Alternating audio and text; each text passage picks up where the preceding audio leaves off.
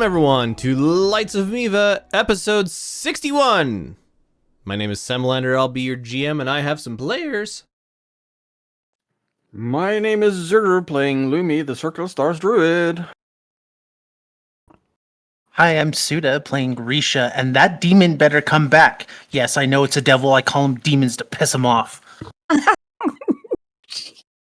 I'm Mia. I'm playing Beraald, and I am a ranger, and I have an animal companion named Lucy, big raccoon. Hello, I am Sadie. I am playing Zari, the Paladin Barbarian. And I'm Inter. I'm playing Criior the Monk. So last time you guys unloaded from the ship, got to town, camped overnight so that you were in town during the day as opposed to overnight for some strange reason. I don't know why that is. And worked your way across town. I don't think you actually investigated any of the holes. Mostly you worked your way around town on your way to the Blue Rock Adventurers Guild. Running into a devil rather, who was messing with you along the way, and after a very quick confrontation involving stunning her and then tying her up and then banishing her, you took care of that problem. And you guys are now somewhere around here, and you're working your way towards... Why are there 315s on this map? Anyway, working your way towards the Blue Rock Adventurers Guild. Yeah.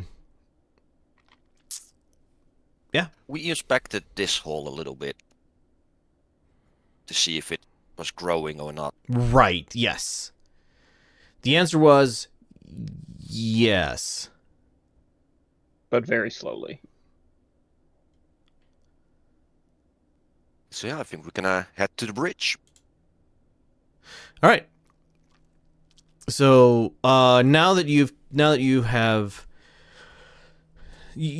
guys stop seeing people stepping around corners and disappearing and doing that sort of thing. It's another, I don't know, 5-10 minute walk. The river, as you guys are approaching the bridge, the river is absolutely running in the wrong direction.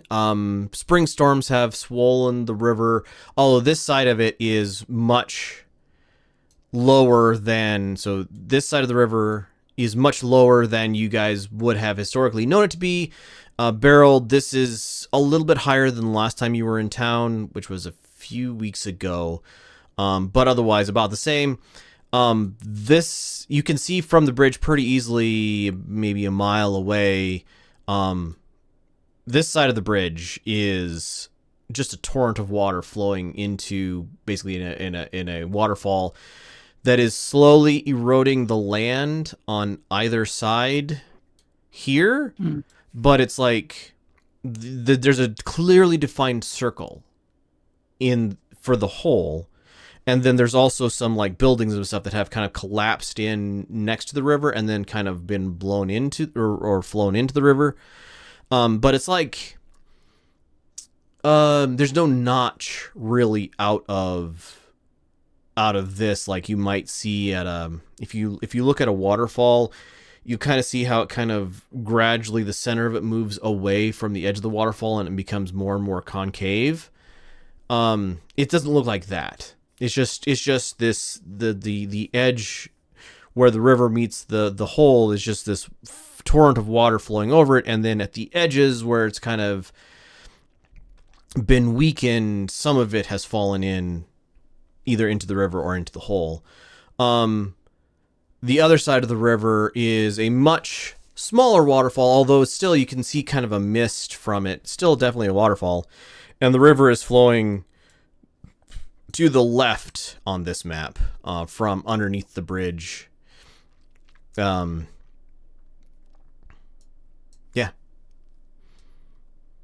And would that translate to actually westward? North, south. North is up in this map, yes. Okay. North, Okay. south, left. Yes, it's just flowing leftward. Okay.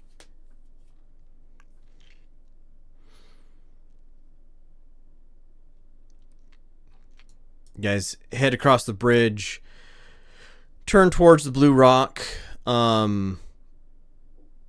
Nothing really, like, other than this place being a ghost town, nothing really stands out for this leg of the journey. And it's not long before you and the troop are standing in front of the Blue Rock Adventurers Guild.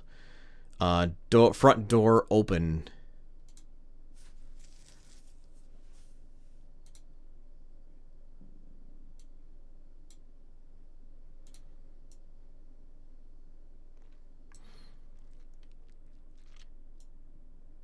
All right, so Alright. here we are.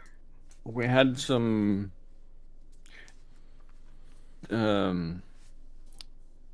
diffusing thing on the scroll we had to do.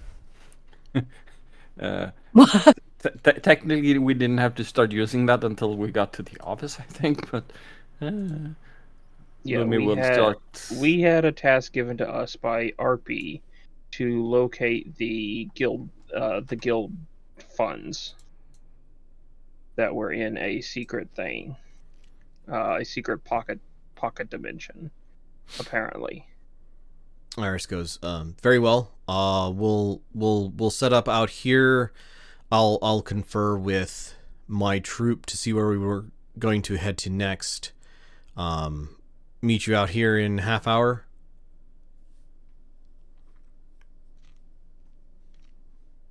Yeah, Will sounds do. about right. Okay. She pulls aside her officers and her non-coms, and they go into a conversation off to the side. Generally, the rest of the troop finds things to lean on or sit down at, or just kind of, that soldier who's at rest, but so is finding any opportunity to just not be a soldier for a bit. So several of them have weight stance. Yeah, several of them have like dug out food. It's noonish, maybe late morning.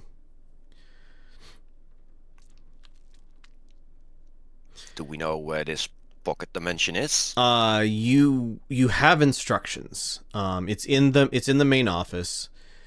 It really seems very simple to do. Like it's you. I don't remember 100% what I told you guys, but it's like do a certain thing in a certain place, and then you will have access to it, basically. Do a certain thing in a certain place. Walk on a certain sequence of tile. I believe you had put in a certain sequence of tiles in the pocket dimension. Then speak a word at the correct location to essentially unload the treasury pocket, and then reverse action to get home or something. Yeah, something like that. But Lumi will swing by the receptionist's desk and see if something is left behind by Lydia, I think her name was. Give me an investigation check.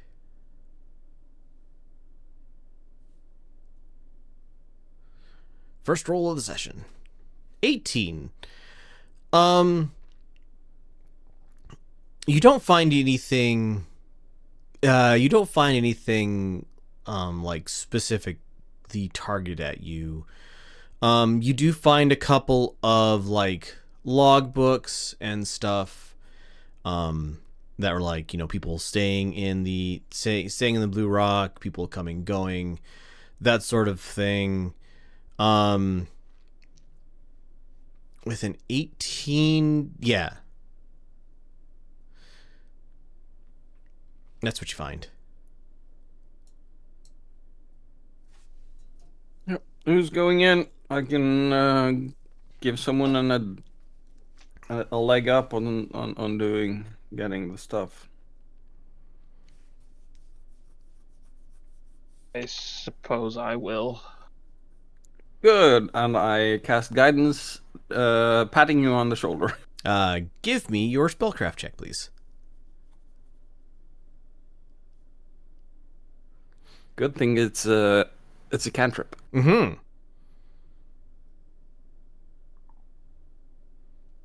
You're fine. It's a natural 20.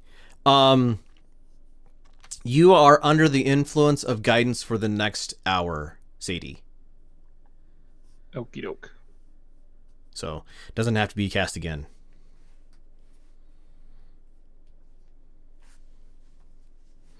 All right. You guys head into the office. This place has been, by this point, been looted a couple times. Like the desk has been tipped over and like every drawer removed, and then several of the drawers like busted out. Somebody's been in here and tried to find whatever valuables might be in this place. They've even gone so far as like somebody has like chiseled out stones from the little fireplace, or I think it's a fireplace in the corner here. Yeah, like they've like chiseled out, oh, you know, obviously somebody's gonna hide the secret thing behind where the fire is, because, you know, that's a thing that people do. And so much so that they've actually like opened up a little, not really a passageway, but like a hole into the area behind the fireplace, into that little bathing area that was there. But if you stand, basically there's a window here. If you stand in front of the window and say what it would be in the language of the Burgundy Coast, in Kartukian, that's the right word. If you say passphrase in Kartukian, then the window vanishes and it opens up into a door. Okay, I do that. I'm so sorry. I didn't see where the window was on the map when you pinged it. It's there's a thank window you. over here. Okay. It's not. This is a big like double window on this side, but there's a window Okay. on this side of the room too. Thank you. Okay. Could I have somebody roll me a d20, please?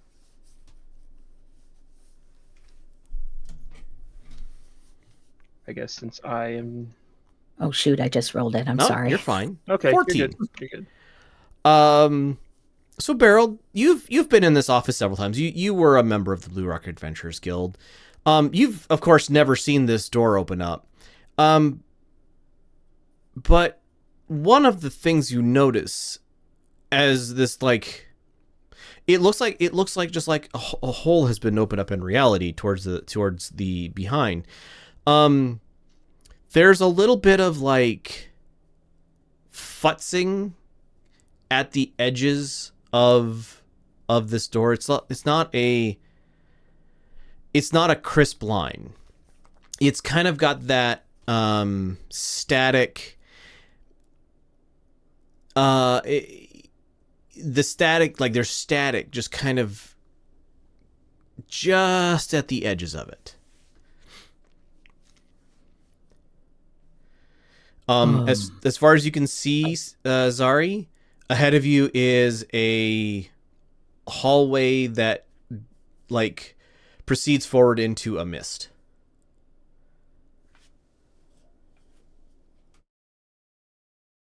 Is this supposed to look like this?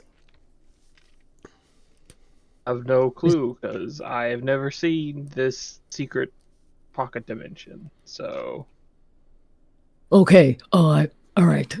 It's not just me then. Okay. yeah. So I suppose so. So Zari's just gonna slowly, at a modest walking pace, just walk into the room. As soon as Zari crosses the threshold, she vanishes. Just was there with a small pop of air pressure change, is no longer there. I was just about to ask the group that nobody else has a pocket dimension with them, on them. Oh, very good point. Hey, Sadie. Question for Zari. Did Zari remember that pocket dimensions going together is a bad thing? Yes, and I did not and I don't think we brought the magic box on the boat with us at all.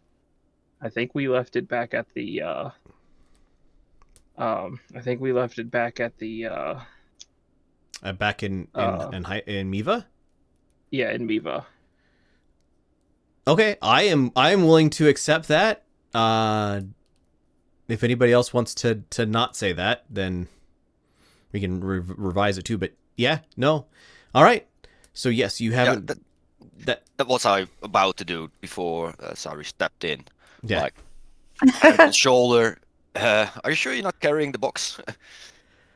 Okay, so yeah, Zari just stepped in and disappeared. Just like as soon as like the first, you know how you walk, like a lot of times your arm swing and like so your hand would be the first thing in front of. So as soon as like the tip of Zari's finger crosses the threshold, Zari is gone, and it looks just like a featureless hallway, not descending, but slowly disappearing into mist. I'll follow. All right. So as soon as Criior steps through, then Criior just vanishes with this, again, a small pop of change in air pressure. I'd like to say that Beraald is just watching people go and disappear. Wondering about whether it is a good idea. Is anybody else going to go through? Lumi is pacing around the mist-filled hallway, like rather obviously not intending to go in unless people are dragging him in. So Lumi's staying out. Riisha actively hisses at it. So Riisha's staying out. All right. So after so Zari and Criior, after a few moments, you realize that none of the remainder of your friends are going to come in here. You stand in a featureless, empty void. The only thing that demarcates the floor from the not floor is the fact that you're standing on something. You can reach down and touch the floor, but it is visually indistinct from any other place in this place.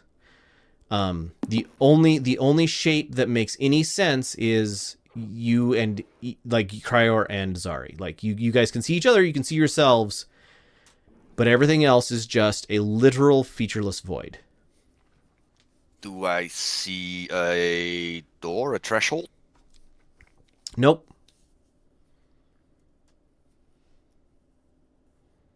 That was everything on the instructions, right? I didn't read them.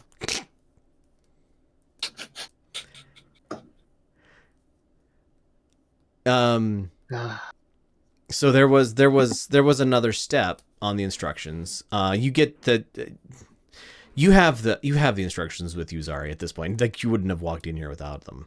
Yeah. You open up the instructions, and it is there's a pattern you have to walk. There's a kind of a specific pattern, and then you have to touch the device that is on the wall at the end of the pattern and like do a thing to it, and then it will the extra dimensional space will empty out all of its contents into the office. And you have no landmarks to step forward 5 feet, step left 2 feet.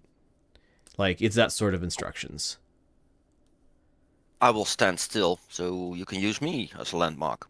And thus gaining advantage on the roll. So, Zari, could I have you give me a acrobatics? No.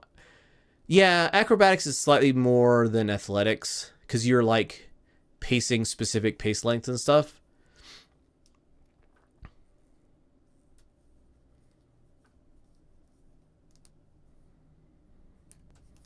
Okay. I'm pretty good at this. Roll your guidance as well. Yes, that's a D4. With an 18, you watch Zari make a very determined couple steps forward, step to the side, and then reach out and grab a hold of something. You're not 100% sure what. And then you guys are standing back in the office again, and there's this zzz sound that like fills your ears and almost is it's like a feedback that cuts off just before it becomes uncomfortable. And the portal is missing, and there are 2 chests and a box on the floor in front of you. There's another pop of air as the rest of you see Zari and Criior just suddenly appear facing the other direction with some stuff in front of them.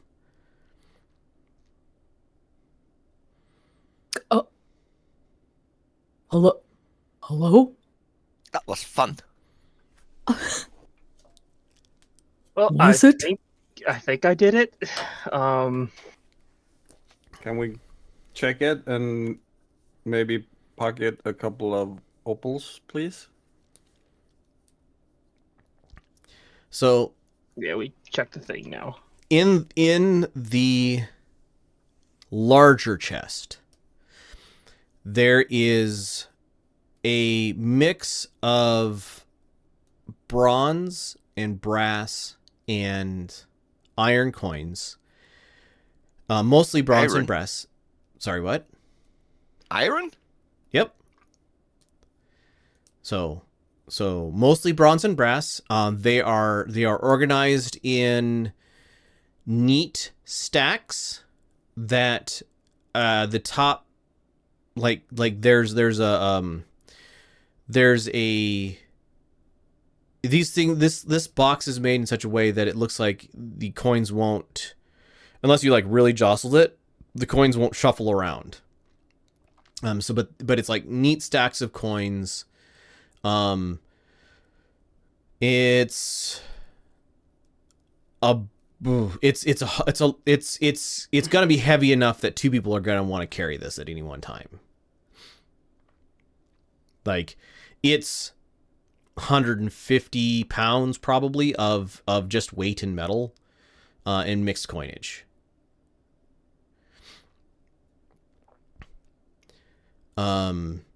In the smaller box, in the smaller chest, there are bags of gemstones. There's it is, if you open up, there's one like labeled emeralds, and if you open it up, it is just a bag full of cut emeralds. There is included in this, there is a bag of opals.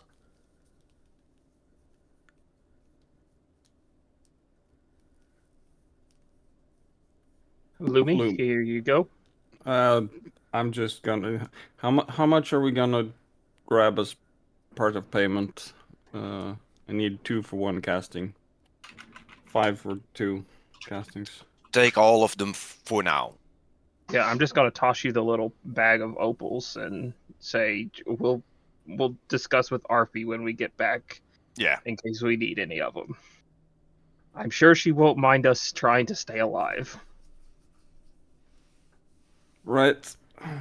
Okay. And Lumi will So, pocket that pouch. so there are 4 opals in this pouch.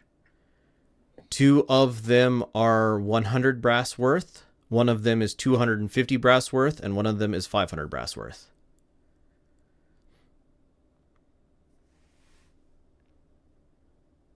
Are opals only going to be useful for Lumi, or Okay, so opals are the gemstone that is related to the psychopomp, the death goddess, of the main pantheon of this world. In that they are used in the revivify spell as a component piece Yeah, so instead of the normal diamond. so in standard Dungeons and Dragons, it takes like 100 GP worth of diamond or diamond dust to cast Revivify. 300. 300. Okay. In this game, because the goddess of death is associated with the month of Opal, instead it uses opals. thank you. Mm-hmm.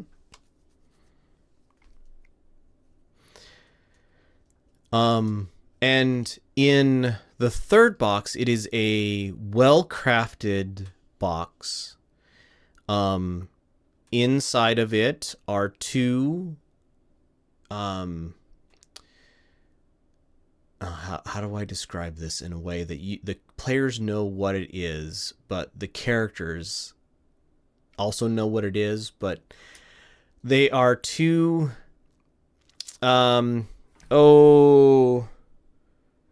8-inch long.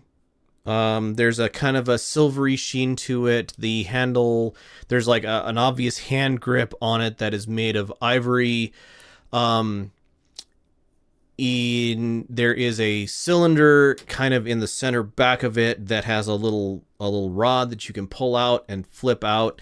In the cylinder, there are 5 openings that as you spin the cylinder, it looks like each one it'll stop in such a way that a single cylinder will line up in front of the tube that makes up the front of this thing. It's a pair of revolvers. They How are common are silvery in color, obviously magical. Like you can see like in the ivory handles of it, you can see fine engravings of iron workings in it. Okay. how common are revolvers? Sorry. Well, Extremely rare, super rare. Like this is other than Treasure. looks like a weapon, you've never seen anything like this in your life. okay. And in the, so you open up the case, there's these 2 revolvers. They're sitted into like a felt place that like is holding them, and then above and below them, on the top side, there are 5 identical casings, and on the bottom side, there are 5 casings that each have a different color.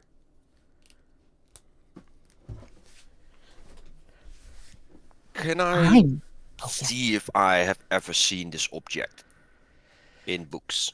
Okay, give me a books check, whatever that is. I know you have a specific thing for that. History, yeah.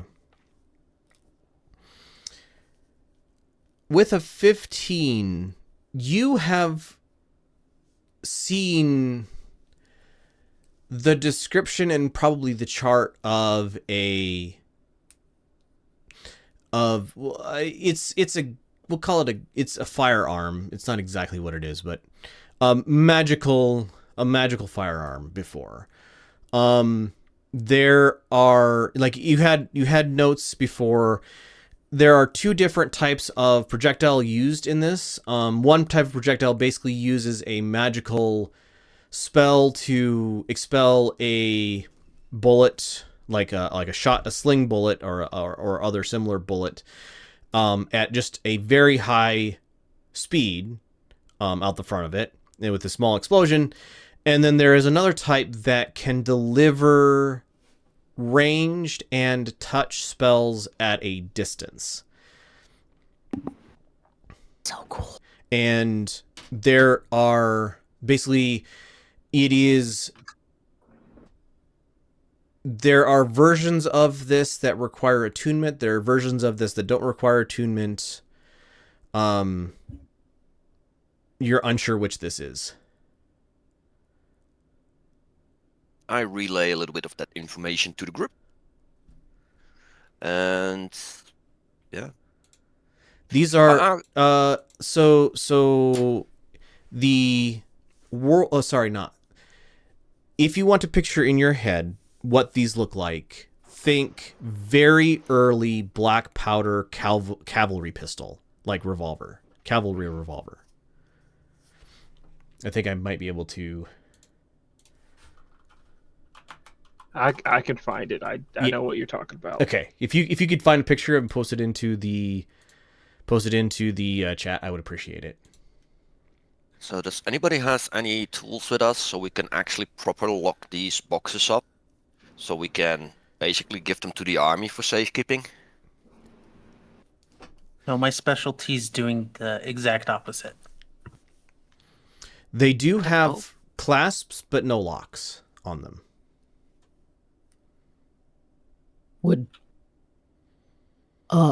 Since I have no idea what I'm looking at, would wrapping them up in rope work? I have rope. Well, they can cut a rope and then the box is open. I mean, not have 3 boxes to lock. I'm just trying to participate because I have no idea what's going on. But gotcha. I think I've overheard a couple artificers talking about these things in the artificer quarter. They're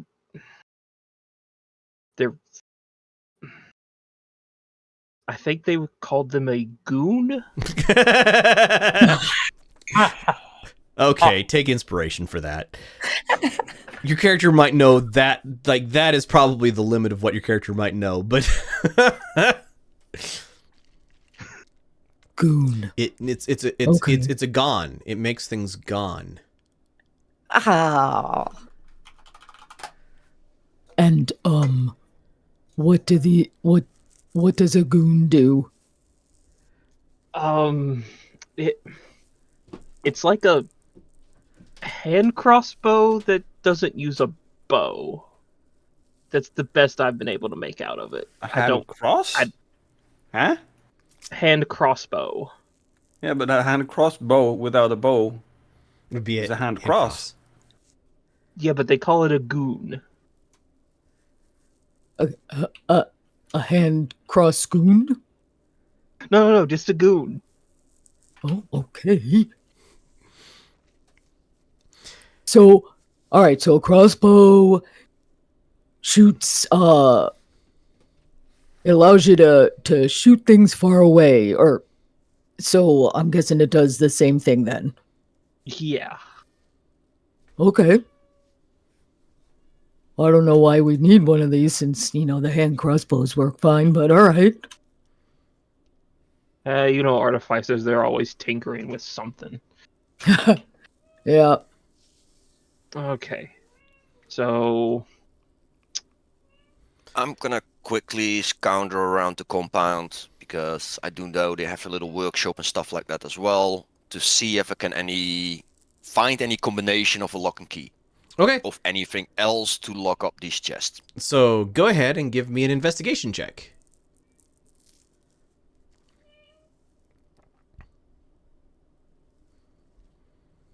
12. How much time you gonna spend at this? Because Until people are moving out. Well, we said we're gonna be half an hour to go back, right? Yeah, and probably 10-ish So minutes 15 of that have minutes? passed. So 15 Yeah, minutes 15 to look. minutes. Yeah. You don't come up with anything that is a lock and key. There's just not enough. 50 minutes is just not enough time, and with a 12 on your investigation, you didn't spend enough time to really like dig and find if anybody had one in their room or anything like that.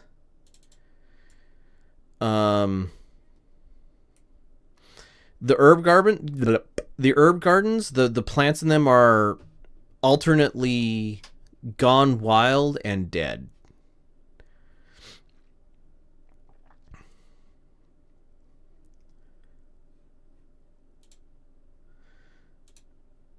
All right, you guys have a few more minutes before you are expected. Okay, so while he's doing that, I don't actually think we need to do it. I think if we keep these things on our person, they'll be fine. In a bag. I mean, we could put them in the bag of holding, but what are we gonna do with all these coins? Because the bag of holding won't hold all these coins. I mean, can we split them up between us, or?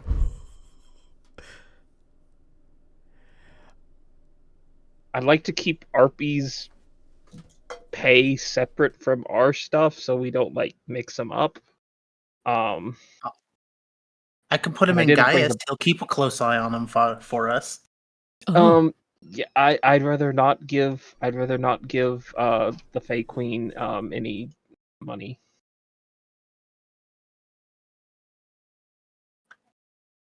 They don't deal in money, they deal in souls. Why do you think I gave mine up? I don't like it. I want money. Still. I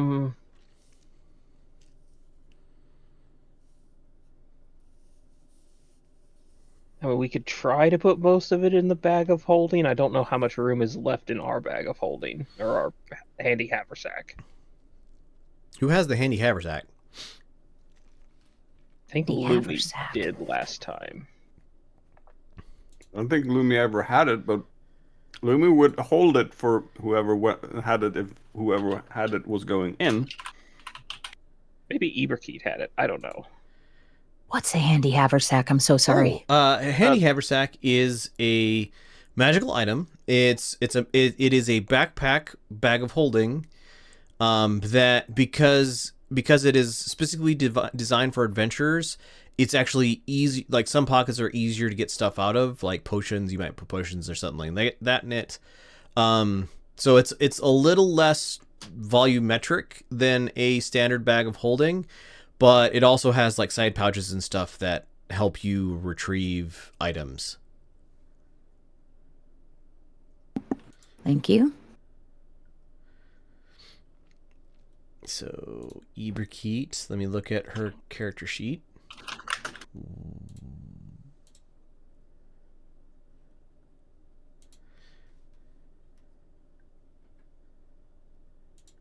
And I think this is a player question. Was the bag of am I remembering correct that the bag of holding was something that you weren't sure what you were going to get out of it? No, that was the box. Okay. Okay, Because- sorry. Because we don't know what's in it. Okay. So sorry. And normally with the bag of holding, you only can pull out of it what you know that's in there. Yep. Thank you. But also with a bag of holding, you can just invert it, like turn it inside out, and everything in it just empties out. That's a bit hard to do with a wooden box. Okay. So, and that box is it a box of holding? What was that called? Yeah, we call it the box of holding. Thank you.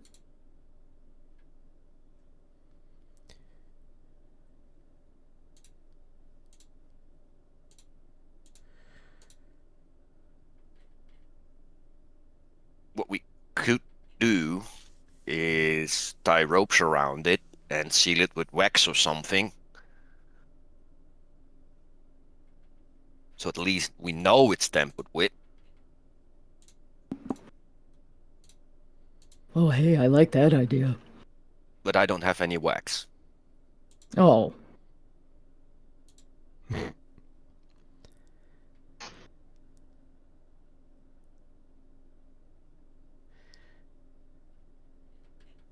Lumi will head off to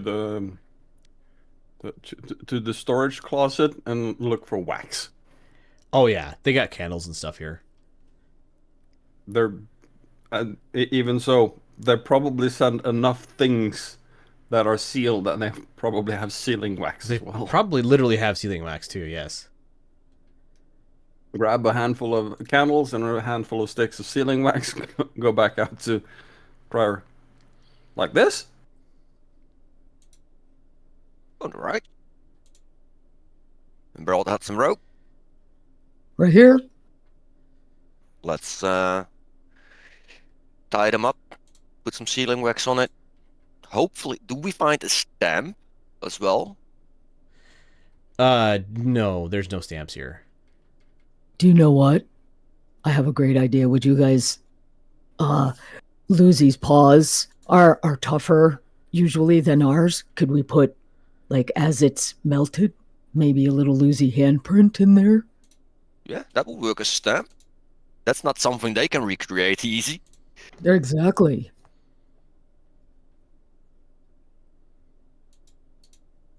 Come here, Lucy. I got a job for you. We'll give you some treats after. Okay, so D&D Beyond just became worthless to me, so that's always fun. Boo. Okay, sorry.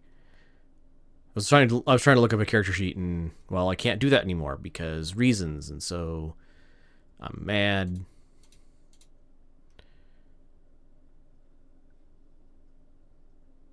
Oh, come on.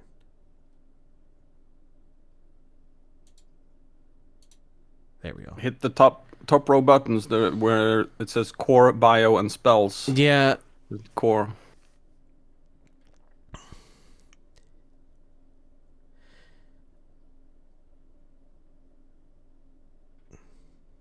I don't see a handy haversack on Iberkeit's character sheet.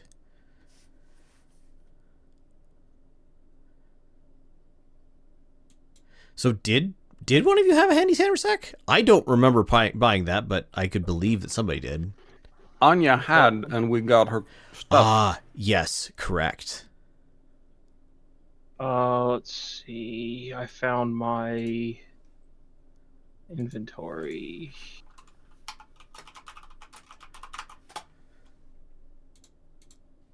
Uh,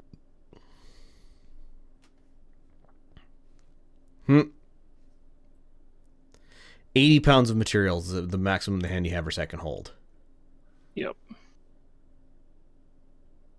So that's probably good enough for the box with the artifacts in it. You could probably put the gemstones into it, not in their box, but just in their bags. I don't really care about the gems and the money. I more care about the artifacts. The weapons are like cases like you could carry it. A person could carry it or put it in their backpack pretty easily. It's not excessively large. Oh, then I'll put that. So basically the one that we cannot carry is the chest with coins. Right, because that's like 150 pounds. So that one will seal up. And then the other two we'll just put in one of our backpacks somewhere.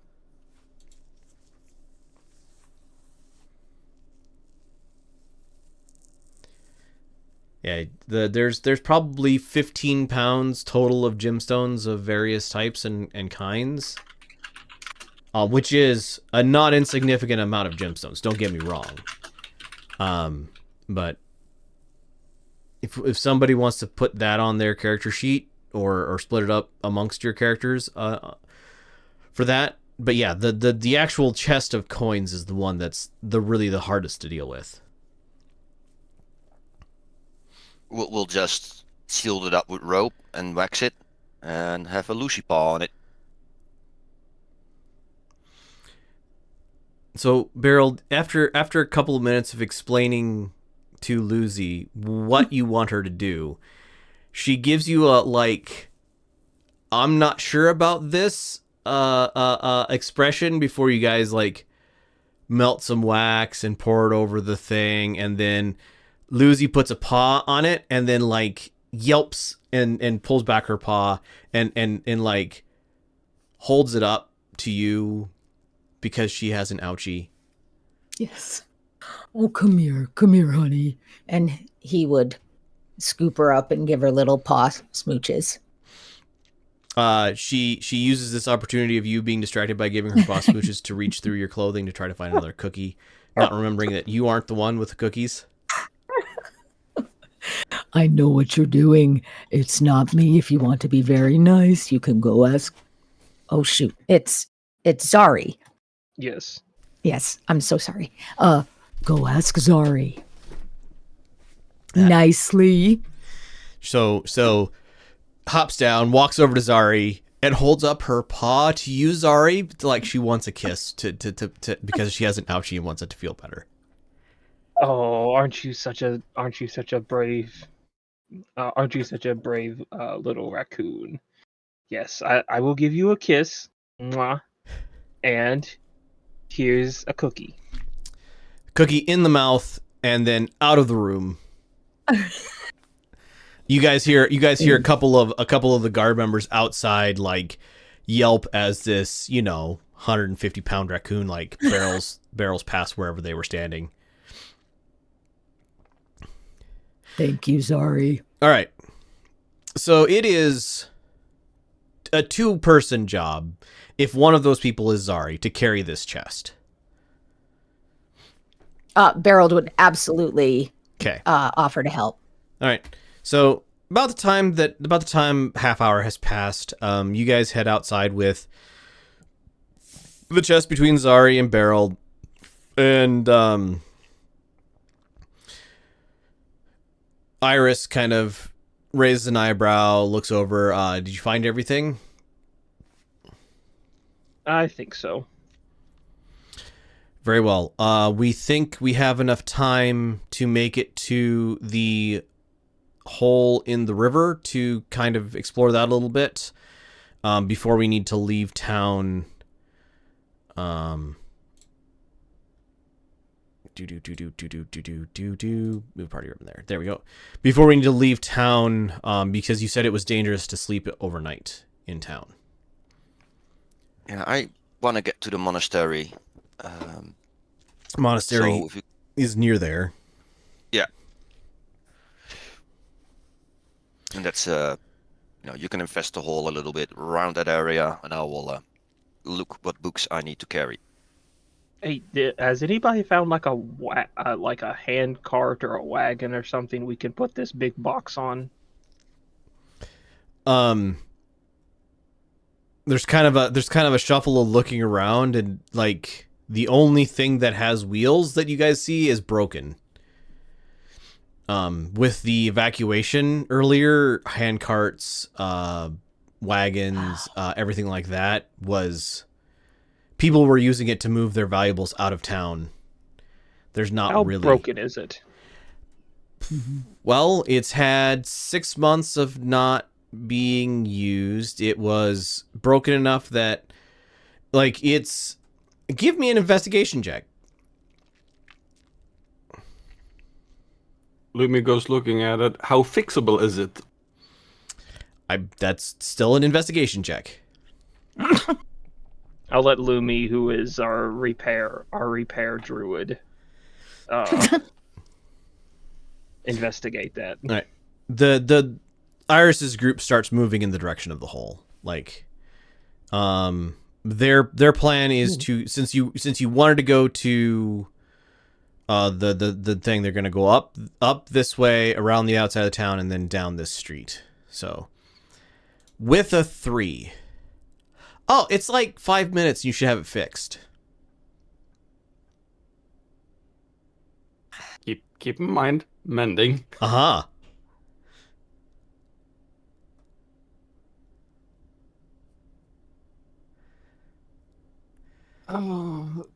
It's rather quick fix, but needs a lot of castings.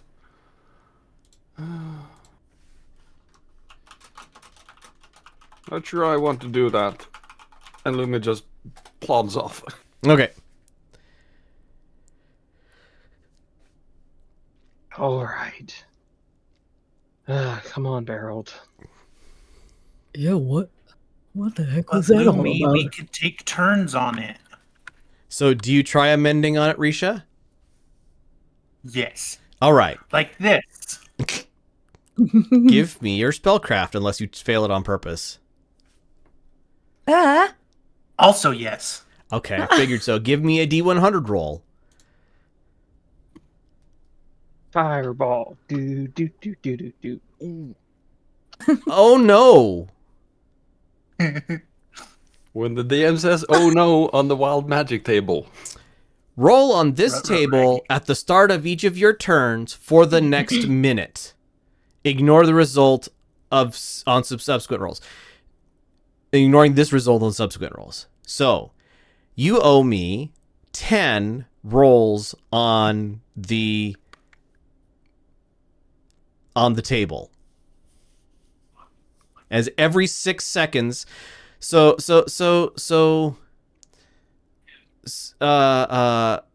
Riisha casts a spell, and there's just this little pause. And then, so yeah, give me a D100 roll as people are starting to walk off, Riisha. 7.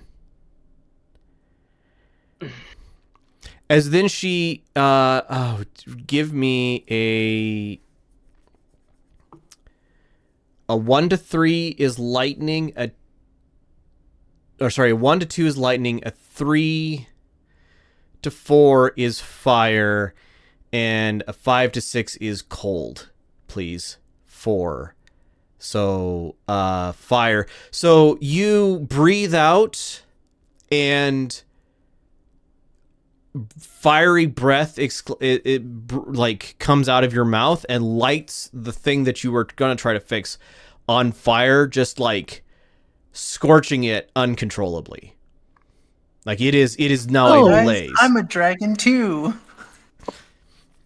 That's a neat trick. Beraald takes a couple of hops away and looks over at Riisha a little frustrated. Hey,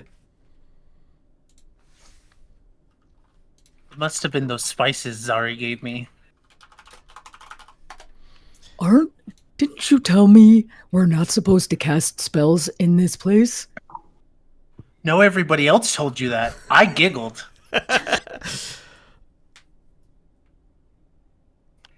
And this is why okay, we fair try enough. to limit our spells. Mm-hmm.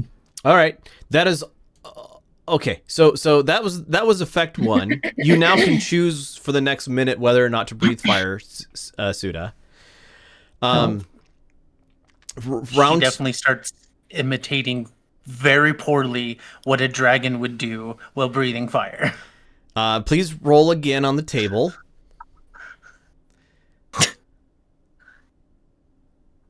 90.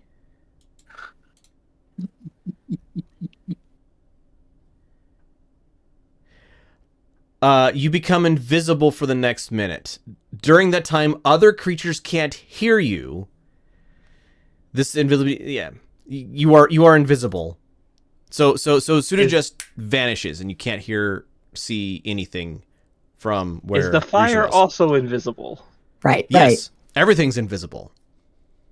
Oh no. And the fire stays.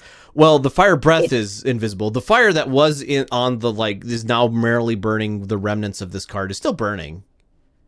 No, I'm so sorry. When a new spell is cast, yeah. does it stacks? Uh-huh. It doesn't just okay. It doesn't just replace it.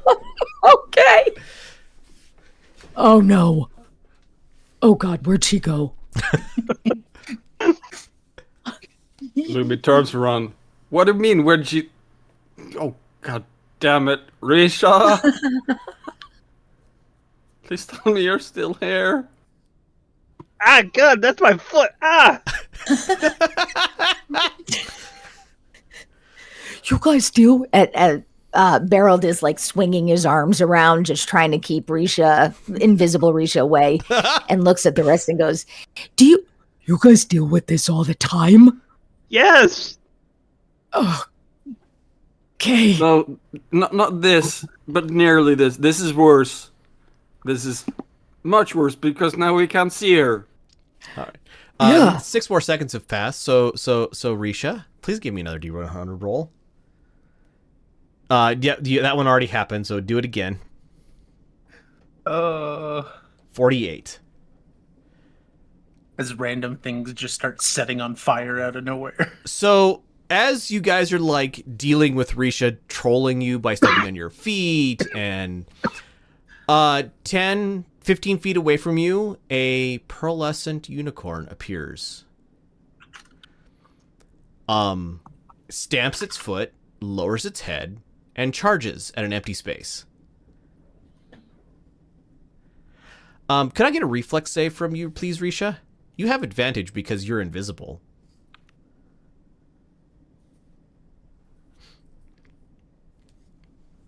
Cursed shift button didn't work. 19. So the unicorn barrels through an empty space where, well, you guys didn't see anything happen, so you don't know what it was there. And then like runs off up towards the wall at this edge of town. Just head down barreling. What did you do, Riisha? Why are so many things happening? I think that was number 4.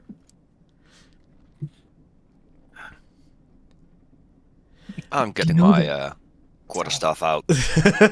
All right. Another option has passed, Riisha. 64. Okay. So all of a sudden a cloud of fog rises up around you, blinding you at a distance more than 5 feet. You guys lose track of the group of Iris and others as they were like heading off. so that's blinding all of us. Yep. As fog cloud rises up, centered on where Riisha, well, you guys can't see that, but where Riisha was.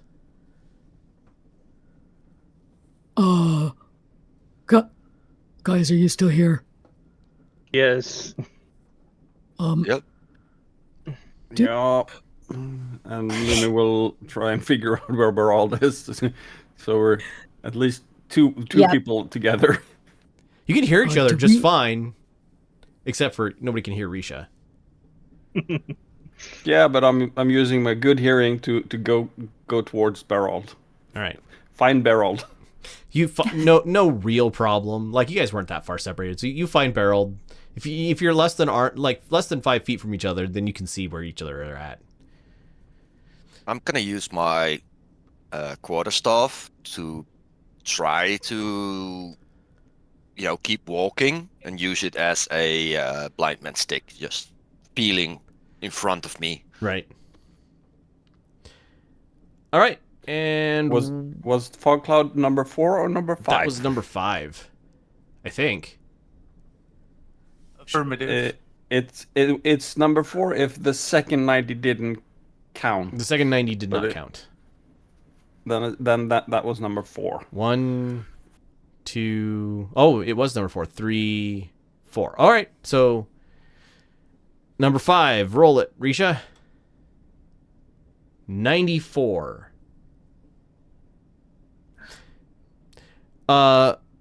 Suddenly, Zari, Criior, and Lumi are shoved off to the side as a giant leg is where you were standing.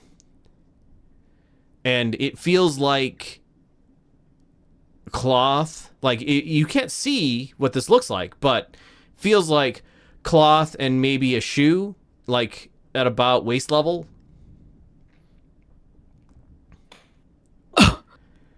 You are currently like 15, 20 feet tall, Riisha.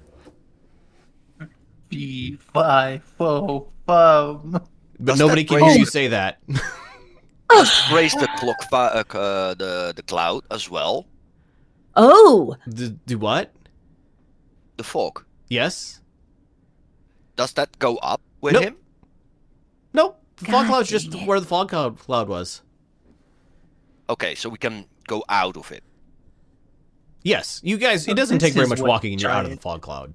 Oh, okay. Yeah. It's only like not- 60 foot This radius. is what Jari's giant Zari feels like. Yes.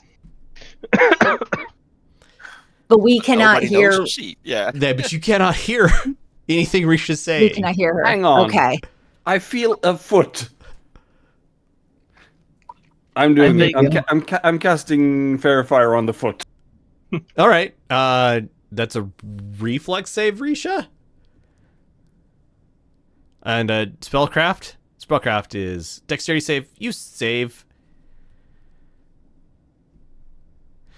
It doesn't affect. Does it cause a random magic? All right. So the foot jerks out of the way just in time for Fairy Fire to miss. Doggone it! Stand still, Riisha.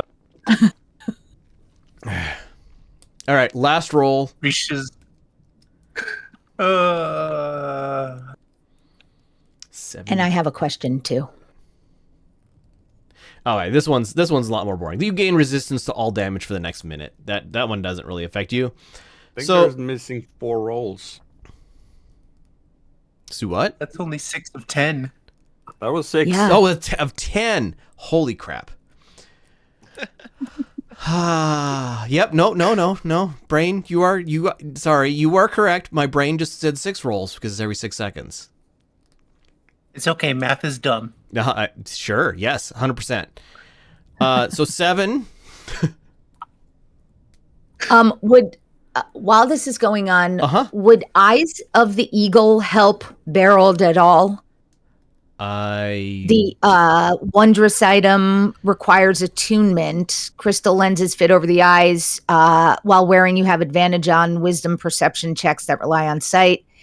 In clear visibility, you can make out details of even extremely distant creatures and objects as small as 2 feet. So I don't. No, because Risha's magically invisible. Yeah. Okay. So Yeah. It's typically, an item will say you can see through invisibility or Yeah. something like that. You might be seeing the footsteps right. that he makes. Or she makes.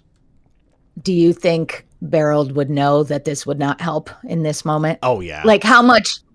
Beraald Beraald understands how invisibility works. Okay. So you guys know that Riisha is Yeah, making sorry. steps, and this giant foot is coming down completely silently. So Riisha, you feel on your face the most luxurious beard of feathers appear.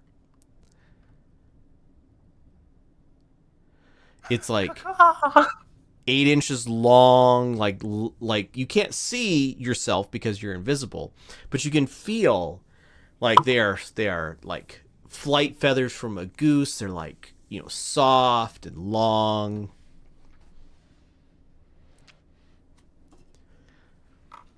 Risha's gonna try and find Zari and pick her up. Like an infant. Zari, you feel a hand reach, like you feel a hand start closing around you. It is bigger than you. Not bigger than you. Like it's big enough that it is like a child, like you are child size to it. If that makes sense. And it's definitely feels like somebody trying to pick you up.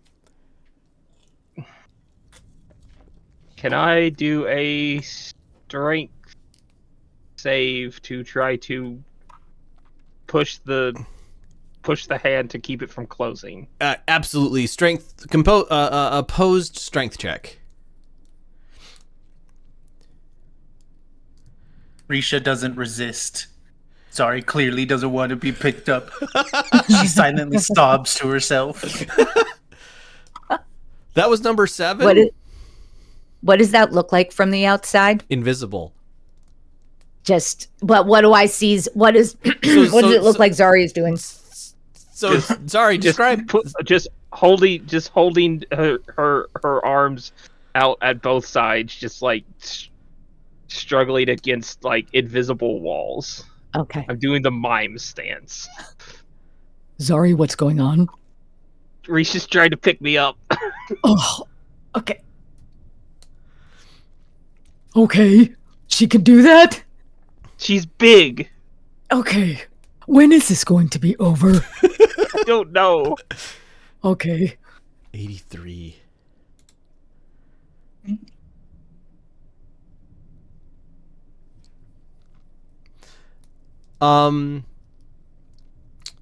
Your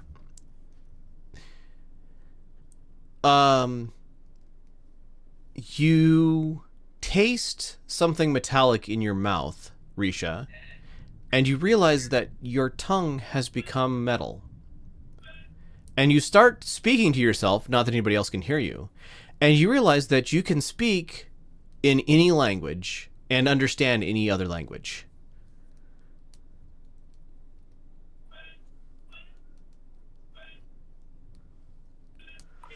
This lasts for an hour. Riisha, of course, silently, since nobody else can hear, just starts screaming in abyssal. All right, 2 more. Nice. Yes! Oh, jeez.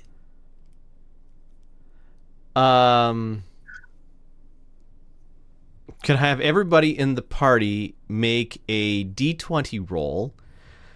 The lowest number is the loser, except for Suda. Oh no. Uh-oh. Oh! Woo! Thank you, Criior. Jeez.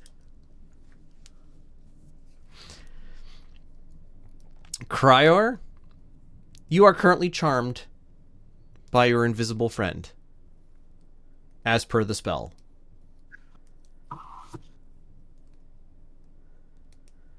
That lasts for Hour. end of your next turn, so not very long. Oh. So about the time the last effect is going off, you feel the charm wearing off. 72. What is the charm? Didn't you already get that one? I think you already got that one. Yep. Charm basically makes somebody into your friend, sort of. What is that? That is not showing any Criior or anything differently. Yeah. It's not okay. A little bit, but not really showing emotions to that, I guess.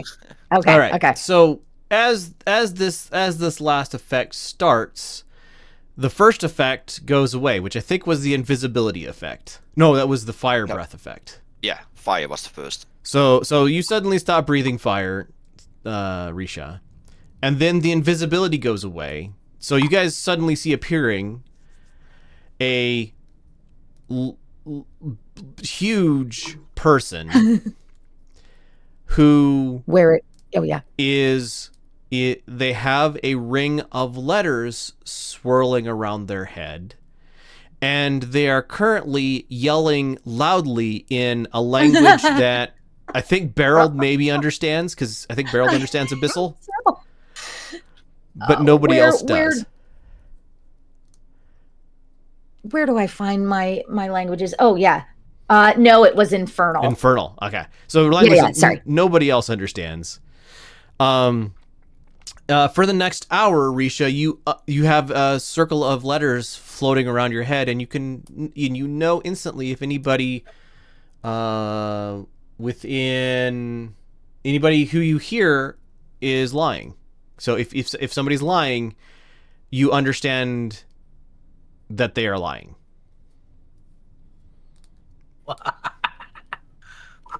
And then she shrinks down to normal size. Are those feathers? Please make a Constitution saving throw, Riisha. Constitution. Your nose itches, but you manage to suppress the sneeze. They Yeah. appear to be feathers. Riisha, is this over now? No, we are only beginning. And Beraald would look at the rest of the group and just say, I have more rope.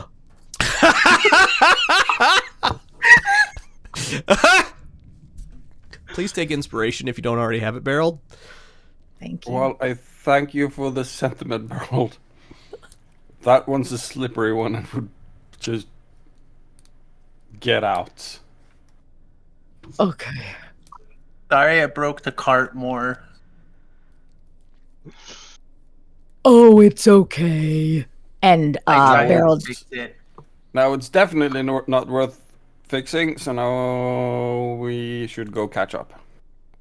I would just like to state that Beraald was lying when he said, "Oh, that's okay." Just so I don't know. I know Riisha can. Yep, Riisha can tell. Yeah.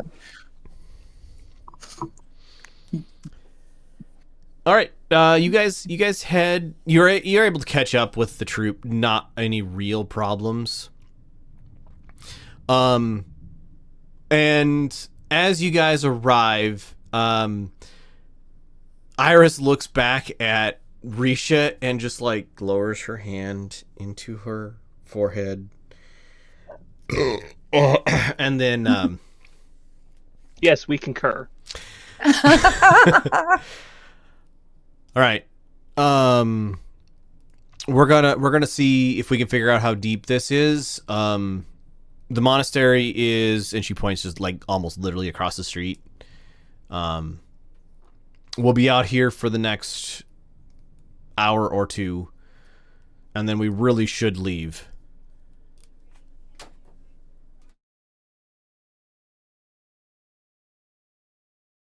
And I'll go into the monastery. All right. And I'll head to the secret section. The secret section. Well, not secret. The off-limits section. Right.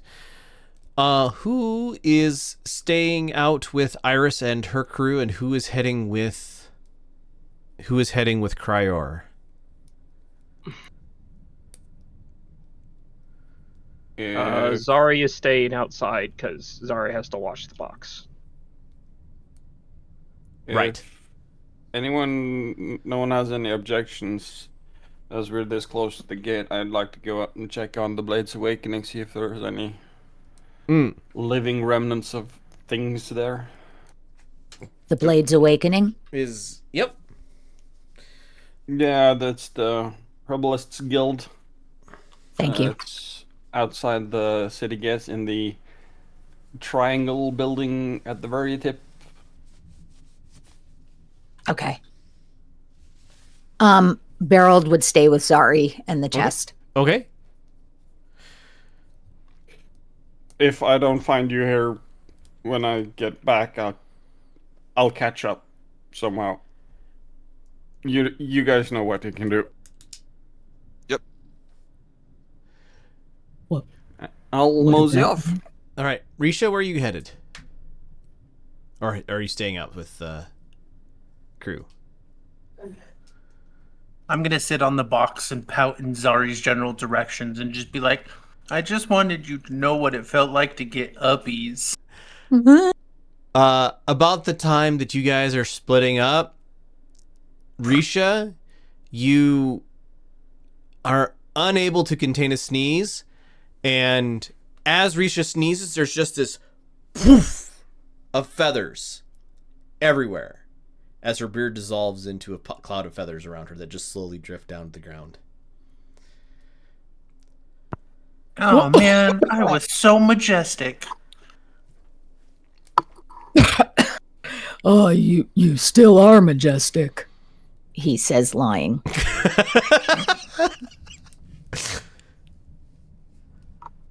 Now, Beraald, I know I'm not your type, but yes, I was. And yes, I am. Mama says so. My mama told me. Anyway, all right. Do it. So, did you get the chance to listen to that? No, I can't do anything. Fair enough. Beraald, let's start, or not Beraald, Lumi, let's start with you. So, Lumi, it's a good, I don't know, 15, 20 minutes out to the Blades Awakening from where you're at. The gate stands open.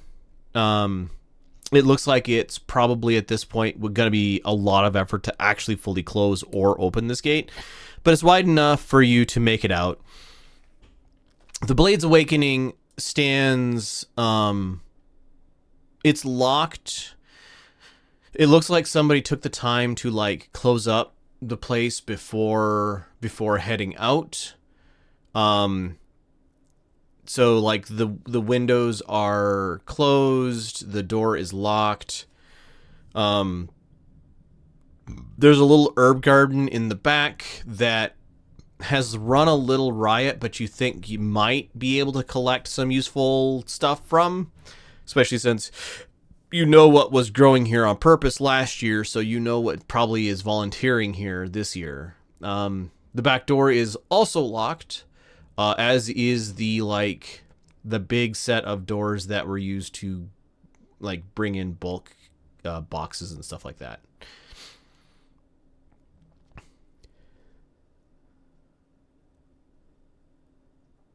Right. Never got the key, so start at the garden and just then see if I can figure out if is there anything like near that can help me jimmy the doors or whatnot. Give me a investigation check on the garden. The DC is fairly high, but you have advantage since you are familiar with this place.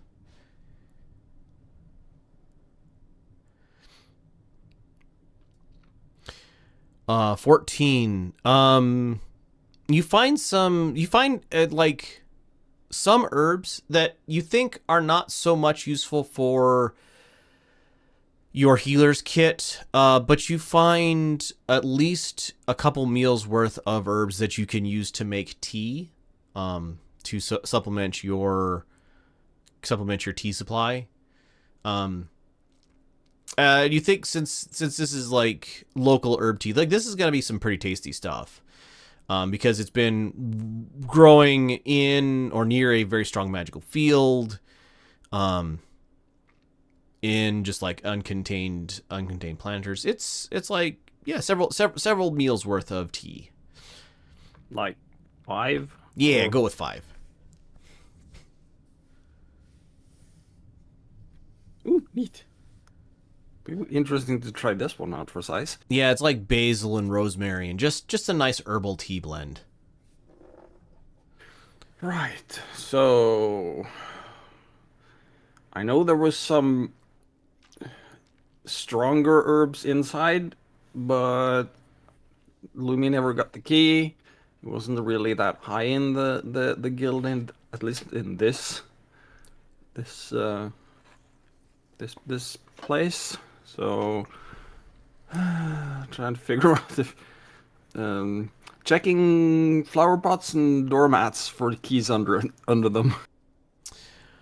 You spend some time digging through and you don't see any keys. You would know, like, if you don't care about getting caught because, well, this place is abandoned, right? Like breaking in through a window or door is probably easier for you than trying to pick a lock. But you don't see any like, oh, somebody slipped the spare key under a flower pot in the garden or anything like that.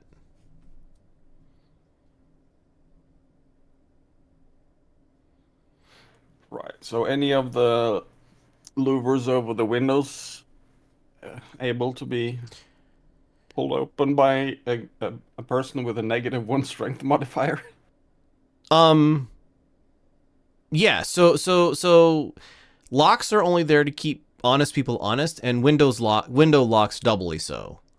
So it's not that much work actually to like jimmy open the storm shutters and be standing in front of, it's a piece of oilcloth draped across the window that can be opened up to let breezes in.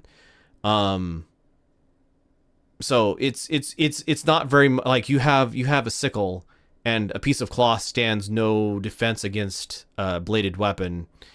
And so you're able to cut yourself a hole in a window in the front of this place if you wish.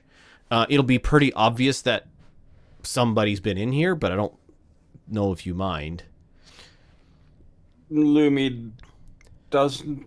He minds, but he doesn't really care. But because in his mind, I'm going in for the rarer stuffs if it's still here. Right. And once that gone, it's just dried, basically spices left. Yep. So the inside of this place is like an instant memory. Like the smell of it, especially having been closed up, is intensified, and it is just like this instant nostalgia as you step into this room and are hit by the smell of spices and herbs and dried and preserved plants and all of that sort of thing. This place. You're pretty confident in where people kept things. So I need 2 rolls from you. I need, again, investigation with advantage because, again, this place. The DC is lower in here. And I also need a luck roll. Just to what was left behind. So you find that you were fairly people spent the time to really to gather the valuable herbs and stuff out of here. But you are able to find a bunch of spices like cinnamon and clove and some other spices that kind of been running in short supply in Haifa just because Haifa doesn't have the trading infrastructure that they once Miiva? Miiva, yes, that they really need to support having spices. So you have black pepper and clove and cinnamon and all in like whole form, and we're talking like 2-pound bags of each of these spices. And you also find a 5-pound bag of coffee beans.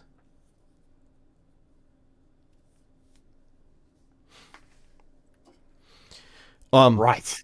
Stuffing backpack. None of this is like hyper valuable, but it's all stuff that is just almost unheard of at this point in Miiva. Oh, coffee is valuable in Miiva. Yep.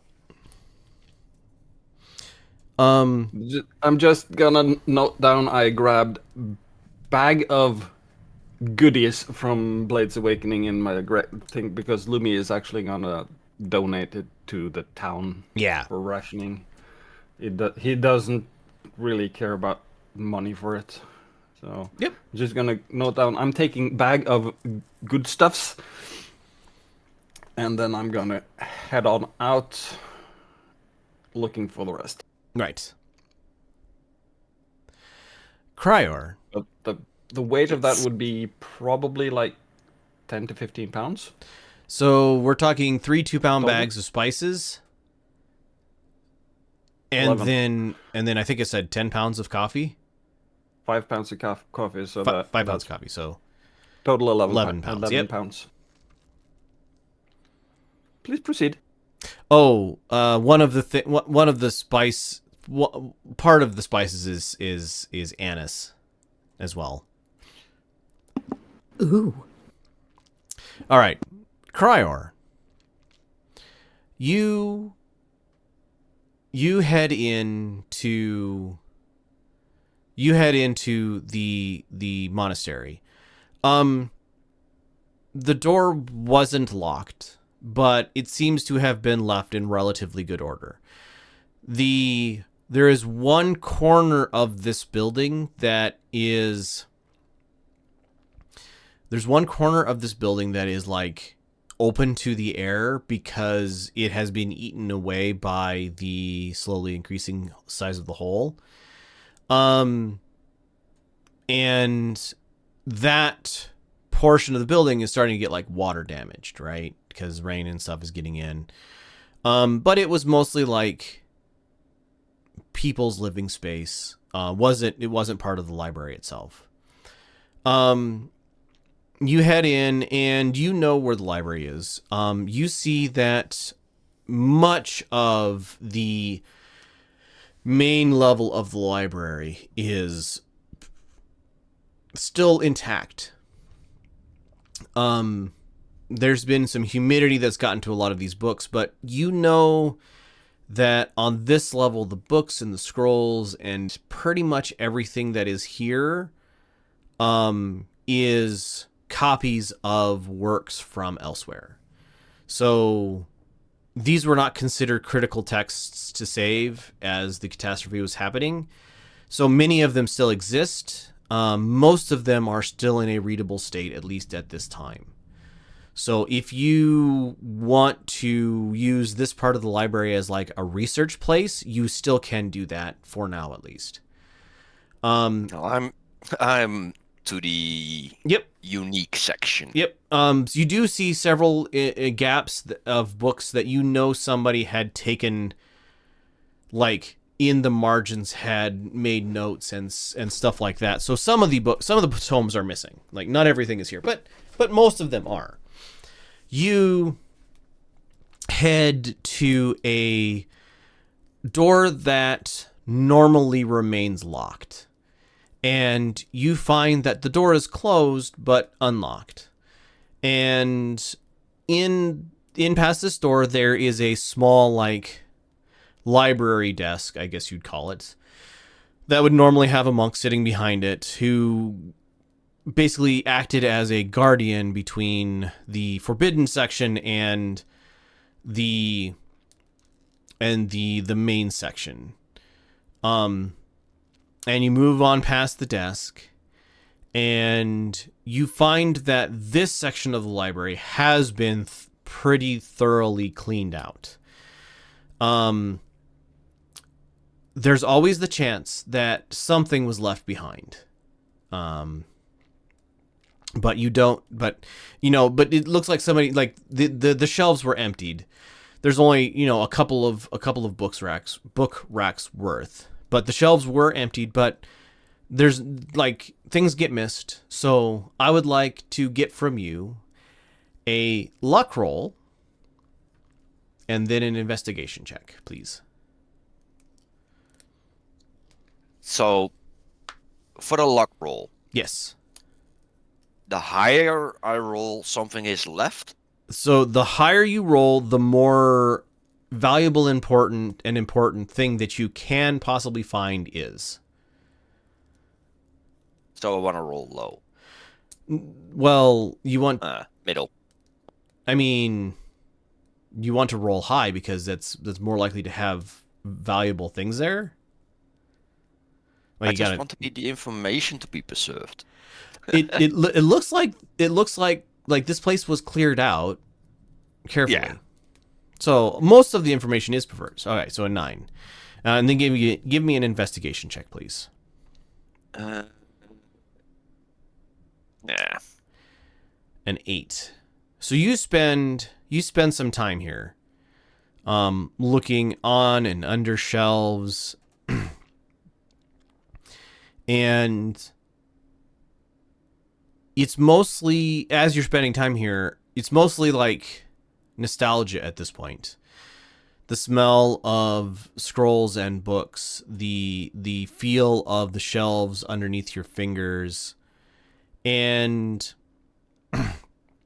you eventually, there's a shelf kind of above your head, and as you're leaving, you find you see that there's a small, like, narrow book that, like, fell over, and somebody who was too short to have seen it on the shelf left it up there. And you reach up and you grab a hold of it, and it is not a dangerous book, in as much as any story can be considered dangerous. It is a book that was considered subversive and otherwise troublesome by the authorities of the city.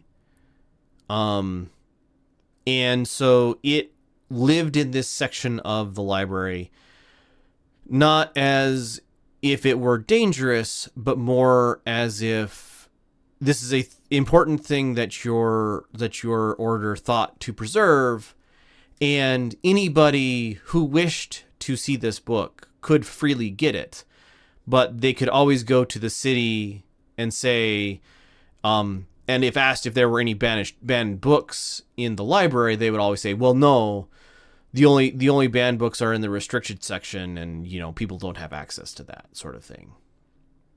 So there's this polite fiction that the book was actually banished from viewing when it was not.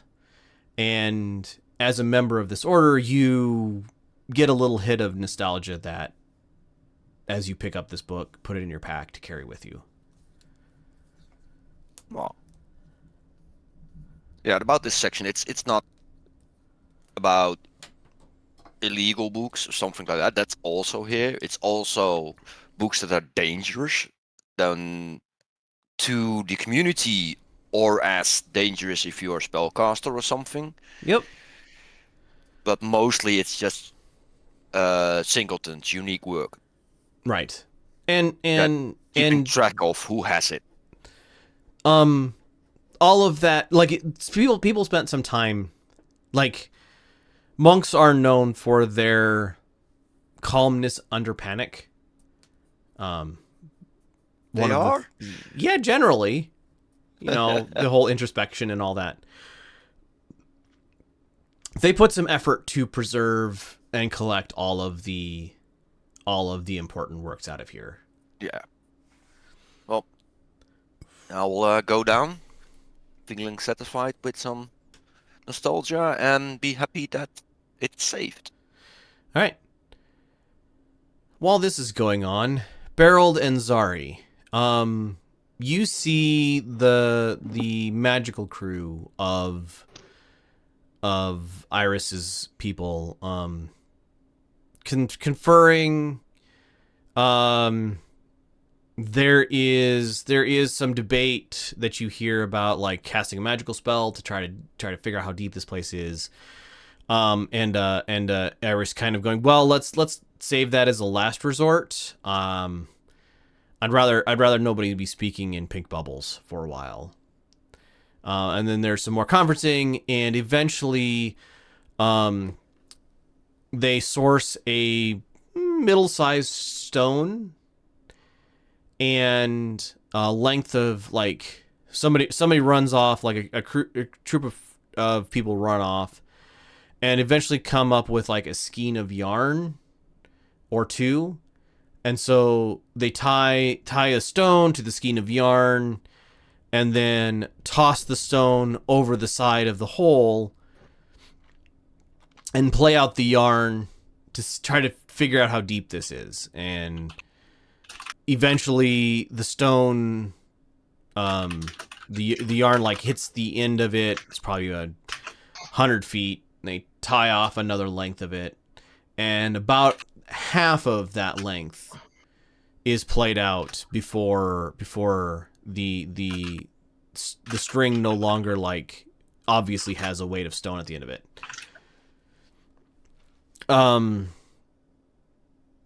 And then there's some debate going on about, how hard would it be to climb down? We need rope to go down at least 150 feet.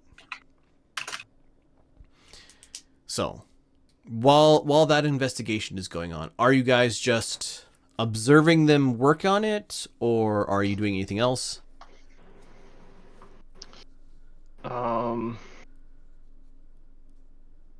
Not really sure. I don't have anything else to do at the moment. Okay. I'm just letting Yeah. Iris. Oh, sorry. I'm just letting Iris and her people work. Somebody goes, well, is the stone wet? And so they pull the stone back up out. You can hear it like clattering along the side of the tunnel as it's being pulled up. And the person who pulls it up goes, no, it's dry. And Iris goes, well, at this point, shouldn't there be a lake at the bottom of this place? Like it's 150 feet deep, but you'd think it'd fill up at some point. It's got a bottom. Where's the water going? Well, if it's like the hole in Volley, then there's obviously tunnels down there. Well, that would make sense, and I can't see anything. There's too much mist. Hey, Beraald, something occurs to you. Yes. You have Eyes of the Eagle. Ooh. Now that you have reminded your GM that you have Eyes of the Eagle. Hey, Beraald, something might come in handy right now. So Beraald has been watching and then listening to this, walks up kind of sheepishly, but because magic is not his world, etc., and says, I may be able to help. Oh? Can you fly down? Yeah. I'm sorry, what did you say? Can you fly down? No. No. Can you imagine? No, but Yes. no. I have you can? Yes. One of your party members is a druid, correct? Well, yeah, but I mean, And he looks down at himself and just looks back up. Fair. Yeah. Sorry, that was anyway, I have What would I refer to these as? I don't It's want to up to say you. eyes. What? Oh yeah? What would Beraald call these glasses? I mean, you could call them Eyes of the Eagle, but they're yours to name. Okay, all right. I have these glasses.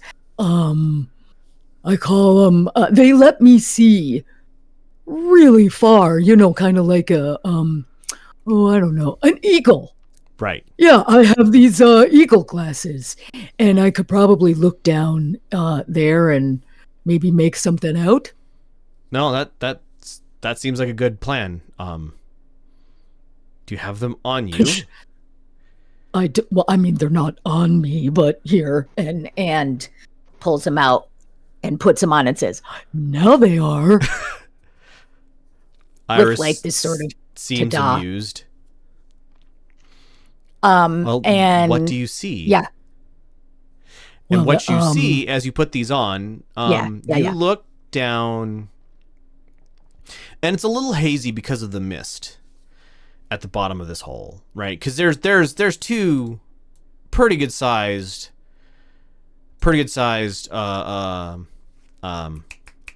waterfalls. This falling waterfalls. Strange how those are named.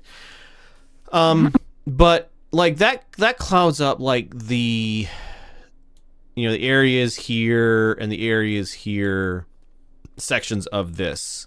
But looking out past them with your Eyes of the Eagle on, you can see down And there is basically a river forming at the bottom of this big double circle that flows out towards between the two of them, and flows out the bottom hole towards the north, south, west, east, where we have our fourth number 15 at over here.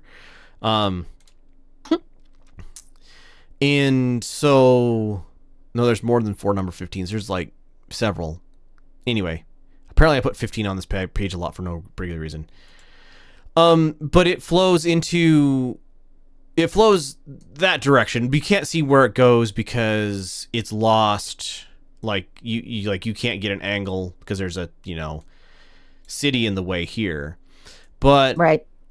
down near the bottom of this hole, you see occasional like holes, just because of their darkness, holes leading off in various directions, and rubble at the bottom. The sun's high enough up enough, and with your eyes of the eagle, you can make out that the rubble is pieces of buildings and carts and can you pop the eyes of the eagle item into the chat, or did you already? No. No, I do. Eventually. How does a person do that? That's a great question. I don't actually know. I know there's a way to do it. I just don't know what it is.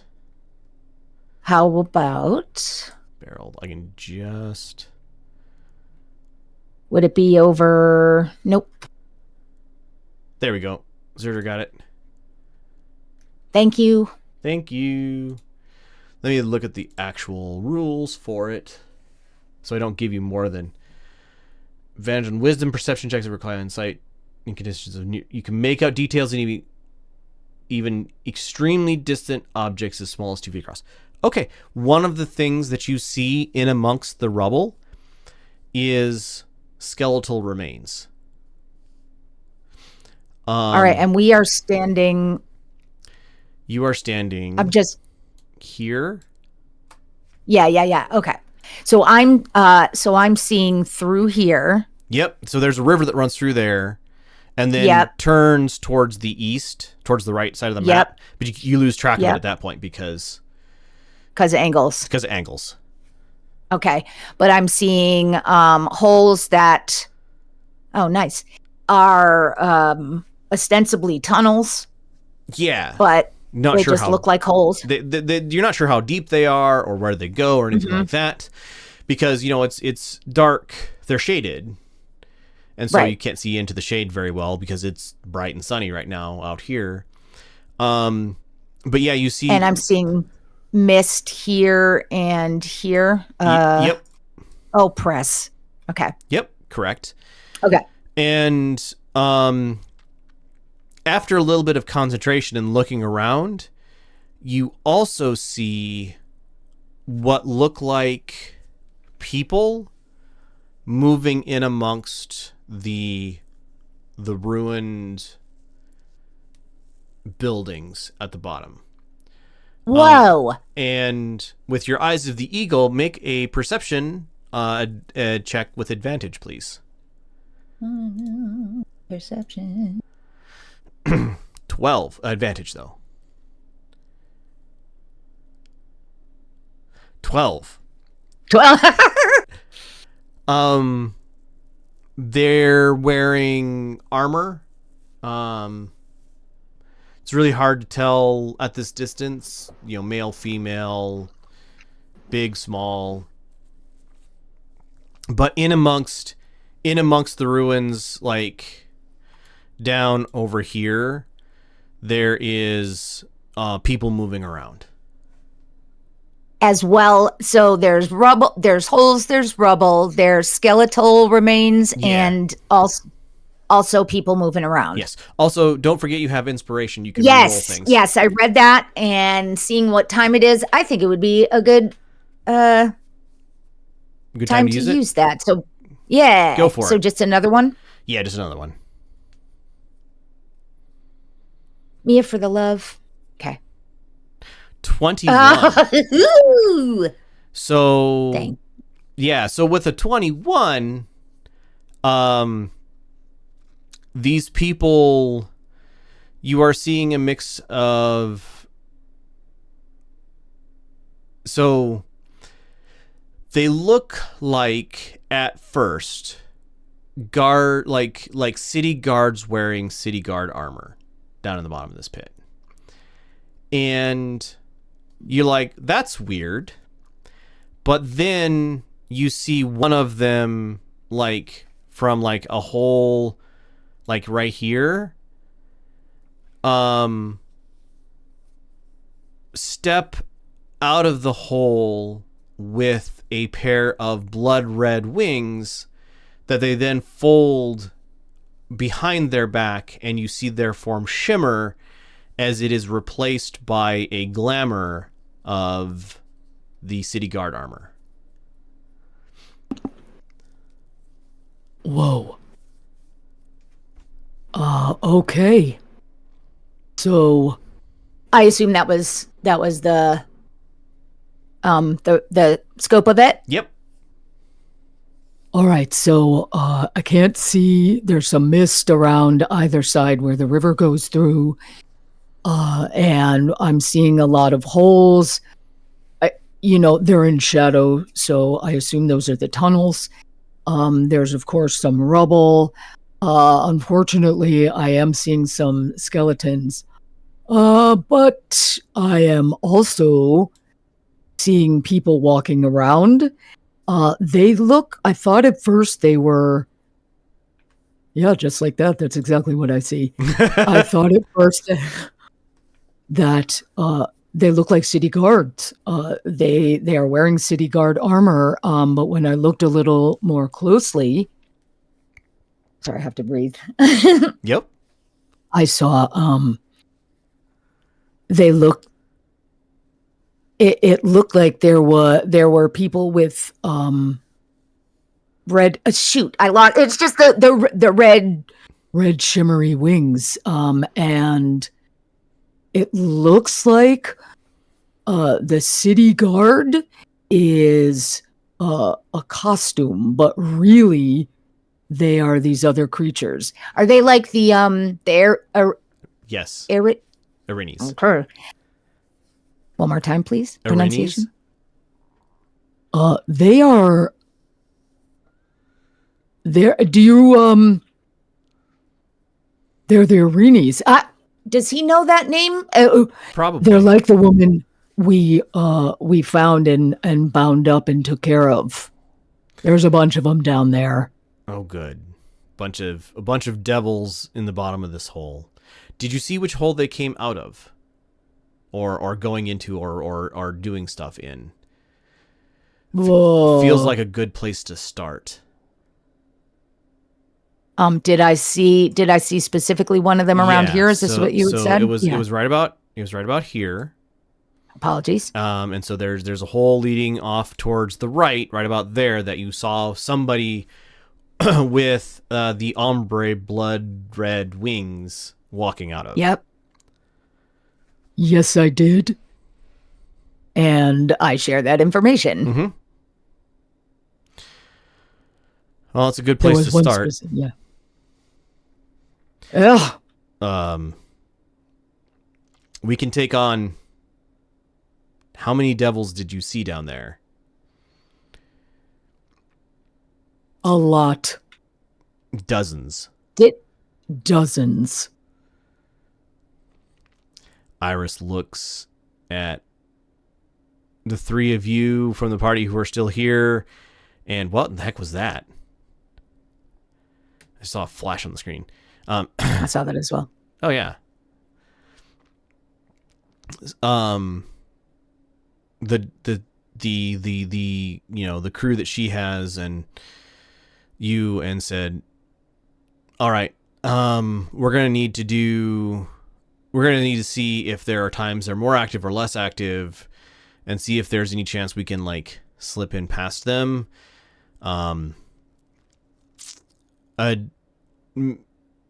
middly strong demon like, or devil like an Erinis is a challenge for my group. One of them would be a challenge for my group. You said that you have fought them personally before, and your group has fought off one successfully before. One is a challenge for your group, so that means we could take on 2 at a time, and there are many down there. We're gonna need to be sneaky.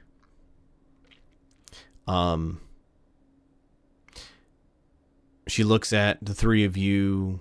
She looks at her crew and goes, if you don't mind, I think your group would be a better at being sneaky than, and she waves her hand at her troop. Do you think you could go in there and investigate yourselves? Beraald looks over at Riisha and then looks at Zari. And then looks back and says, Yes. Good. Yeah. Good. I will pay you. You are adventurers. I will pay you for this. I mean, I don't have necessarily the money on me right now, but we will work out a compensation. What's the word I'm looking for? Consummate? That's probably close enough. To the danger that you face. And about this time, Lumi, Criior, you're coming out during this conversation. Lumi, you're down the street.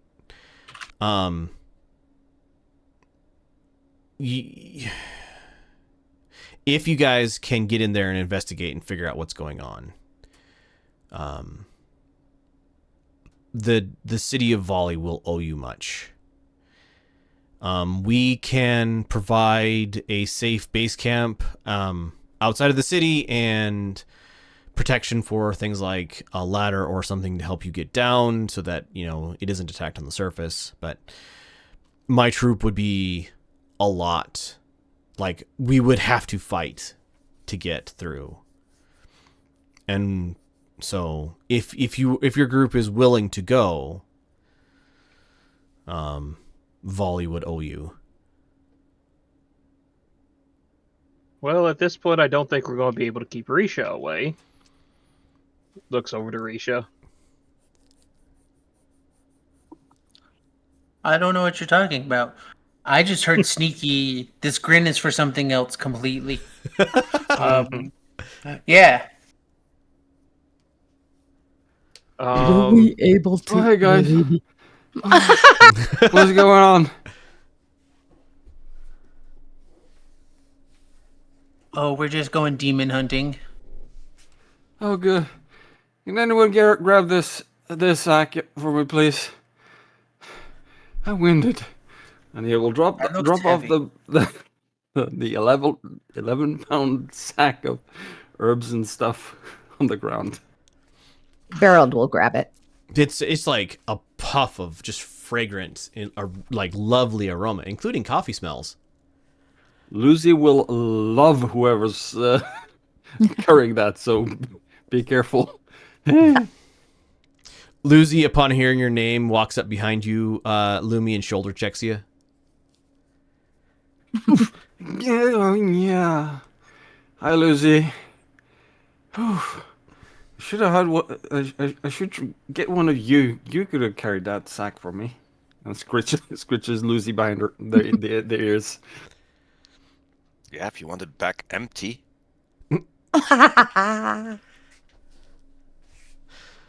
But the secret is you tie it on the middle of the back, so they don't reach it. We should return. If we head out now, especially if we head out of this. If we head through the city, we should be able to make it to the far side of the city before the end of the day. Yeah, we could go out the east gate. Save some time. Yeah, that might be the best. I don't want to be in the city overnight. So she rounds up her crew and gets them started walking. And it's kind of you have to walk up this way, up this way, and then around, and then down, at least to stay on main streets. You guys probably know, like, the in-between paths to get through here, especially since you grew up around here.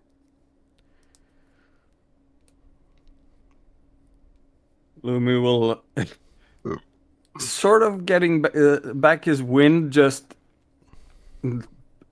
stay near Iris and just tap her shoulder and point down alleyways and just get the. It's narrower, but it's it will hopefully lead to a shorter travel time. Mm-hmm. All right. As long as it's not single file, I'm okay with it. So some of the alleys that would really be shortcuts would be single file, but Iris is unwilling to take her troop down that. But you guys are able to slice a little bit of time off of the path, and you work your way out towards the east gate. About 8 hours after you left, after you left this morning, as you cross the threshold of the area of effect of this like magical column that has been infusing you, you feel kind of a tingling sensation in your marks as you step back out of the city, and just kind of you have been in town so long that you forgot the fact that the air had kind of a metallic taste to it. But Right. as you step back out into the clear air, it's like it's easier to breathe, and your mouth like feels like it's full of grit, and if you like spit or clear your nose, it's just like this dark gunk that has kind of filled your mouth and your nose. Kind of an almost like off reddish, just dark hue. And as everybody leaves town, Iris gets her troop traveling down towards the south back to camp.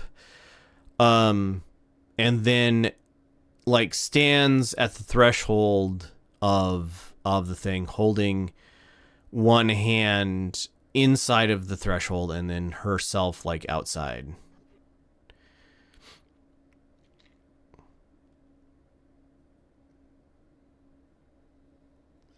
I want to know what she's doing. She is casting Dispel Magic.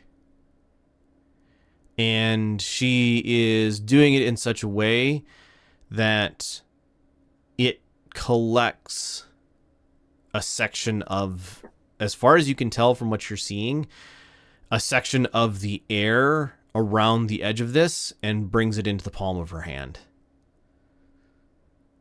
So the same that she did before. Yeah.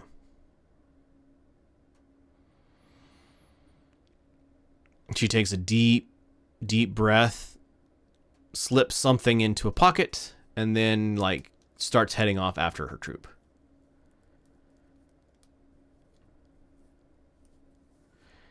And I think with that, we will call it a day. So, thank you to the players for playing. Thank you, everybody, for watching. It has been great having you here. Bye!